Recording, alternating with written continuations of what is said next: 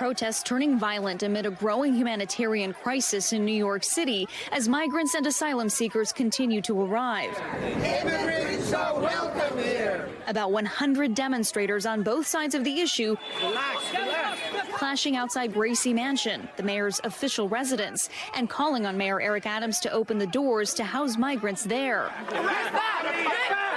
The NYPD reporting a police officer was injured and 6 people were arrested, including Curtis Sliwa, a conservative talk radio host who led the protest. The mayor's got to understand, this is going to get bigger and bigger and bigger. Tensions mounting as the city opens additional shelters, more than 200 so far, including 15 large-scale humanitarian relief sites like this one on Randall's Island, according to Mayor Eric Adams. But in a conservative stronghold like Staten Island,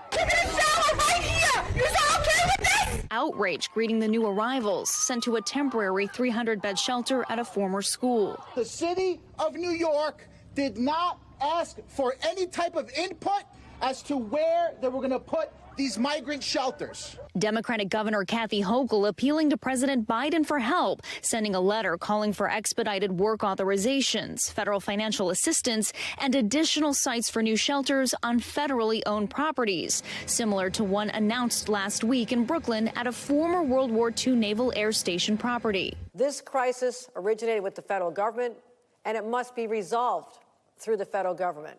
Homeland Security Secretary Alejandro Mayorkas announcing $77 million in funding for communities receiving migrants like New York City, and the Biden administration asking Congress to approve $600 million more for those cities. New York City officials say they're eyeing hundreds of other sites as potential shelters, while more than 58,000 people are currently in the system, and that number only expected to grow. We have a long tradition of welcoming people here, and that will continue. All right, Valerie Castro joins us now in studio here on Top Story. So both the mayor and the governor, one of the things they agree upon during this crisis is that the work authorization should be fast-tracked. Is that something the Biden administration can do?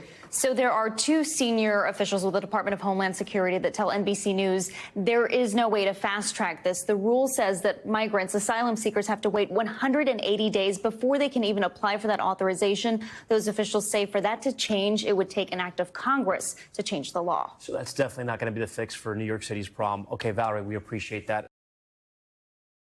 Thanks for watching our YouTube channel. Follow today's top stories and breaking news by downloading the NBC News app.